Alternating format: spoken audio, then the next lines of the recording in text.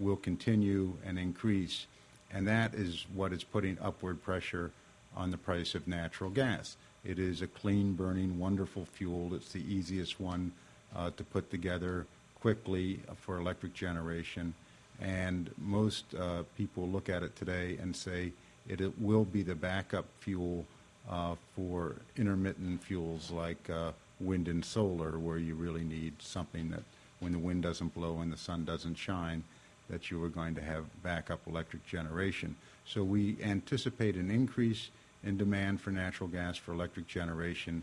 At the same time, we are working very hard to continue to reduce per capita use of natural gas in the residential and commercial sector, and to make natural gas used more efficiently in the residential and commercial sector, and to reduce greenhouse gas emissions in the residential and commercial sector. And that's a major market that our members look to. Are there any other questions? Yes. Just one more question. Ed Bochart again with Foster's. Is infrastructure up to the task? What is the situation with infrastructure across the country? Well, and in particular, I assume we're referring to pipeline infrastructure. Again, it's a process. We're still connecting areas of new gas supply with consuming areas. An example, of course, is the Rocky Mountains Express pipeline that is moving gas from the Rockies east. There have also been pipeline developments where we're seeing more natural gas moving out of East Texas, the Barnett Shale development. You'll see more in Arkansas and other places where the shale is beginning to develop, and more infrastructure refinements. Infrastructure includes the liquefaction and vaporization facilities for LNG, and certainly we've met the requirement or the need that we can see in the near term, certainly for LNG.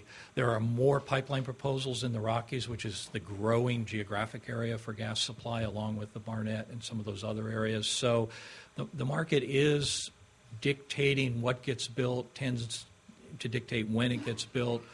From the AGA standpoint, we don't tend to push one infrastructure project over another. We let the market do that.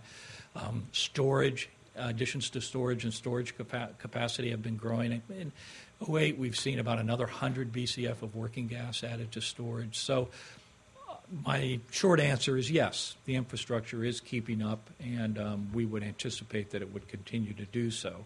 Utility repair, too?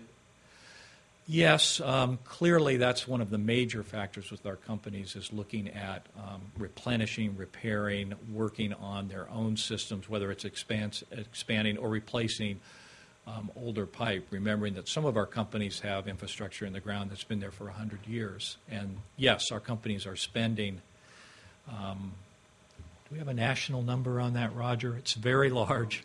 I would add one point to that, and that on the gas distribution line, the replacement program, I think pretty much every gas distribution company has a replacement program in place for older cast iron pipe, bare unprotected steel pipe.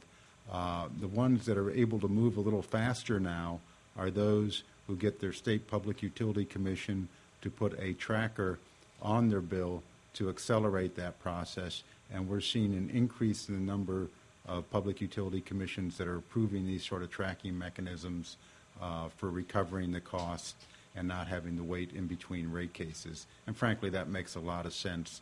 If you have a plan to replace it, you don't want it to be lumpy. You just want to keep moving along and doing a steady replacement. And I think we have some numbers recently on the increase in the number of companies that do have tracking mechanisms in place. We know a lot of companies are filing for such cost recovery mechanisms.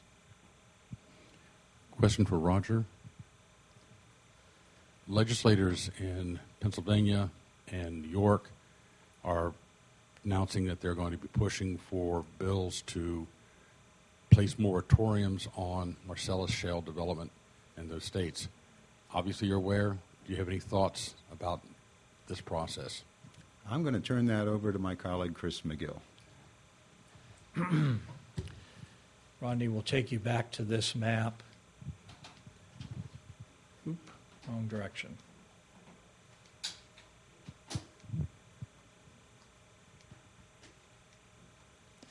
The Marcellus play that you're speaking of is here in the east.